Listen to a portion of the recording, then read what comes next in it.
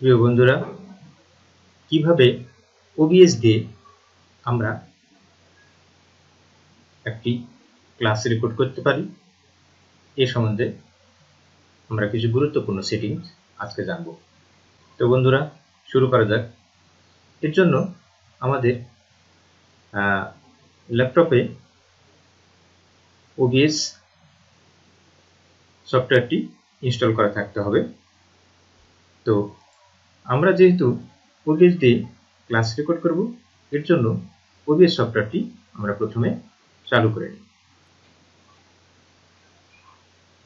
তো বন্ধুরা, এখন আমরা দেখতে পাচ্ছি স্ক্রিনে OBS সফটওয়্যার চালু হয়ে গেছে। এখন আমাকে যা করতে হবে সেটি হচ্ছে যে একটি পাওয়ার পয়েন্ট প্রেজেন্টেশন চালু করতে হবে। পাওয়ার পয়েন্ট স্লাইডটি আমাদের কম্পিউটারে ওপেন হয়ে গেছে। তো আমরা দেখব যে কিভাবে পাওয়ার পয়েন্ট স্লাইডটি OBS এর মাধ্যমে আমরা চমৎকার একটি প্রেজেন্টেশন রেকর্ড করতে পারি। তো এর জন্য আমাকে যা করতে হবে সেটা হচ্ছে পাওয়ার পয়েন্ট স্লাইডের কিছু সেটিংসের পরিবর্তন করতে হবে। সেটি হচ্ছে এরকম একটি পাওয়ার পয়েন্ট স্লাইড শোতে গিয়ে সেটআপ শোতে ক্লিক করতে হবে। এই সেটআপ শোতে ক্লিক করার পরে এখানে আমরা তিনটি রেডিও বাটন দেখতে পাচ্ছি।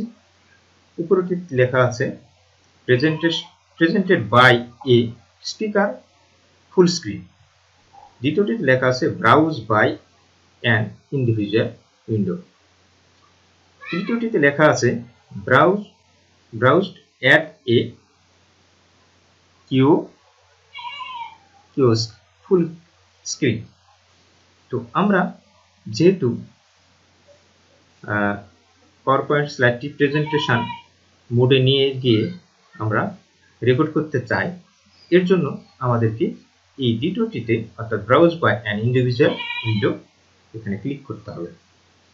তা না হলে আমরা যদি উপরেরটি কিংবা নিচেরটিতে রাখি তাহলে আমরা যখন প্রেজেন্টেশন মোডে যাব তখন আর স্ক্রিনে কিছু দেখতে পাবো না। তো আমরা দ্বিতীয়টি সিলেক্ট করে দিয়ে রাখলাম। এরপরে আমরা দেব ওকে। তো আমাদের পাওয়ার পয়েন্ট প্রেজেন্টেশনের সেটিংটি হয়ে গেছে। এবারে এটি মিনিমাইজ করে রেখে আমরা OBSটি আবারও চালু করি। এই OBS এর আমাদের বাম দিকে দেখতে পাচ্ছি একটি ব্ল্যাক স্ক্রিন এবং ডান দিকেও একটি ব্ল্যাক স্ক্রিন দেখতে পাচ্ছি। এখানে দুটি মোড রয়েছে, এটিকে বলা হয় স্টুডিও মোড। তো এই অবস্থায় অনেকের থাকতে পারে আপনাদের। তো আমি আমাদের প্রেজেন্টেশনটিকে সুন্দরভাবে সাজানোর জন্য আমি স্টুডিও মোডে নিয়ে যাব। এর জন্য আমাদের এই OBS সফটওয়্যারের ডান দিকে এই জায়গায় লেখা আছে স্টুডিও মোড। এই মোডটাতে আমরা ক্লিক করব। ক্লিক করলে আমরা দেখতে পাচ্ছি বাম দিকে একটা ব্ল্যাক স্ক্রিন এবং ডান দিকে একটা ব্ল্যাক স্ক্রিন।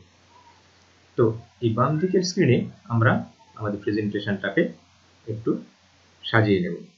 এর জন্য কি করব? এর জন্য এই যে বাম দিকে নিচে প্লাস চিহ্ন রয়েছে, এখান থেকে এখানে ক্লিক করে আমরা প্রেজেন্টেশনটিকে এই বাম দিকে ব্ল্যাক স্ক্রিনে নিয়ে আসব। তো ক্লিক করি, ক্লিক করলাম। ক্লিক করার পরে এখানে অনেকগুলো মেনু দেখা যাবে। এই মেনুর মধ্যে থেকে আমাকে সিলেক্ট করতে হবে যে আমি কি করতে চাচ্ছি। তো আমি যেটি সিলেক্ট করব সেটি হচ্ছে উইন্ডো ক্যাপচার। এই উইন্ডো ক্যাপচার অপশানে ক্লিক করলে আমাদের প্রেজেন্টেশন মোডটি এখানে চলে আসবে। তো ক্লিক করলাম। ক্লিক করার পরে এখানে দেখা যাচ্ছে ক্রিয়েট নিউ, এরপরে দেখা যাচ্ছে অ্যাড এক্সিস্টিং, মানে আগের থেকে যদি নেওয়া থাকে তাহলে আমরা এখানে অ্যাড এক্সিস্টিং বাটনে ক্লিক করতে পারি।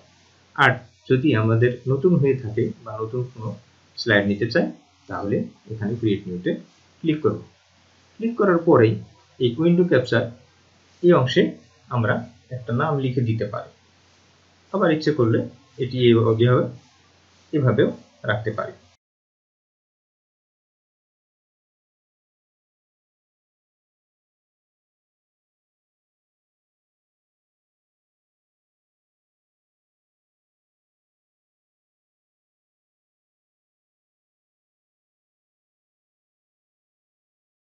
উইন্ডো ক্যাপচার অপশনটি আমি চালু করব।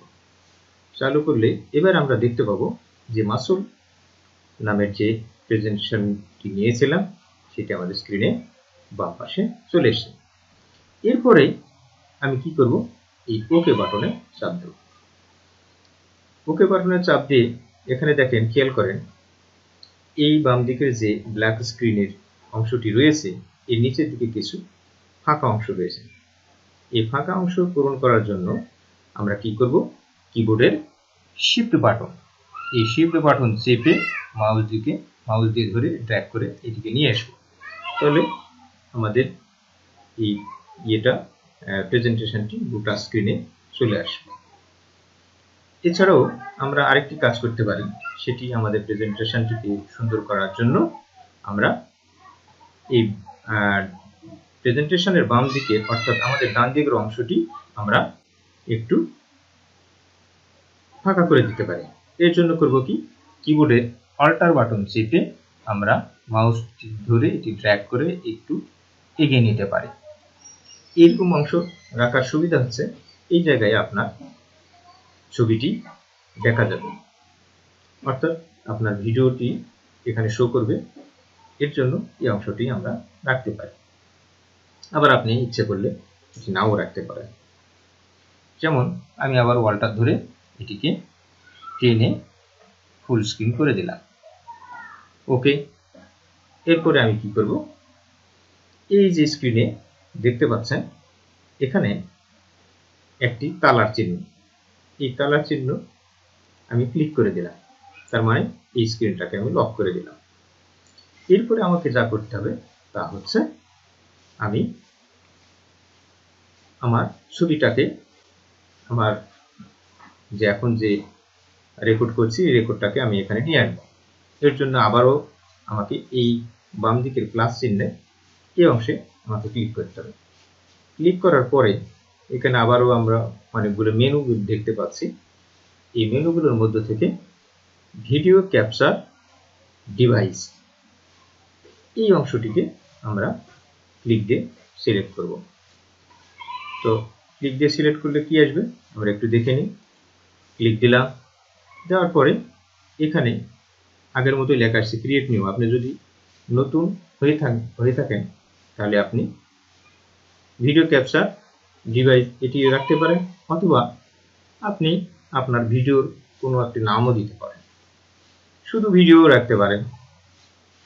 ভিডিও রাখার জন্য আপনি ভিডিও এখানে লিখেও দিতে পারেন, অথবা কিবোর্ডের ব্যাক স্পেস চেপেও এটি শুধু ভিডিও রাখতে পারেন। এরপরে ওকে বাটনে চাপ দিবেন।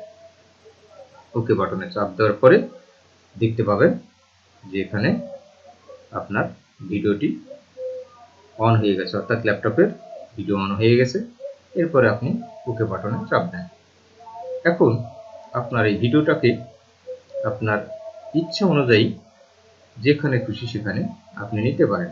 আপনি যে কোনো এক কর্নারে, উপরে নিচে বামে যে কোনো এক জায়গায় নিয়ে সেটিকে এইভাবে কর্নার ধরে আপনি ছোট বড় ভিডিওর সাইজ করতে পারেন। আপনি আপনার সুবিধা অনুযায়ী সেটি করবেন।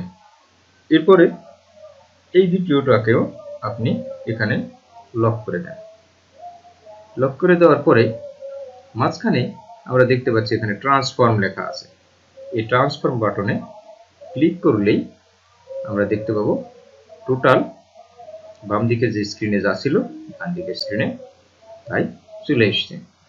এখন আপনি এই যে স্টার্ট রেকর্ডিং এই বাটনটাতে ক্লিক দেবেন, দিলে সবকিছু রেকর্ড থাকবে। ক্লিক করার পরে আমাকে কি করতে হবে, এই সফটওয়্যারটি OBS সফটওয়্যারটি মিনিমাইজ করে দিতে হবে। মিনিমাইজ করার পরে আপনার আগে থেকে ওপেন করা পাওয়ার পয়েন্ট প্রেজেন্টেশনটি আপনি প্রেজেন্টেশন মোডে চালু করবেন। তো আমরা একটু শুরু করে দেখি। আমি এখানে ফ্রম বিগিনিং থেকে শুরু করলাম।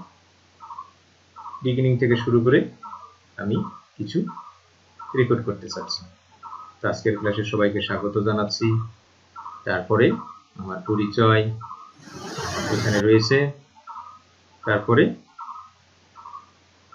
কিছু অংশ আমি এখানে দেখতে পাচ্ছি।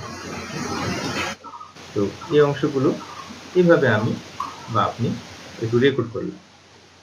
রেকর্ড করার পরে আমি কি করব, এটিকে স্টপ করে দেব, বা আপনার প্রয়োজন অনুযায়ী যতটুকু দরকার ততটুকু আপনি রেকর্ড করলেন।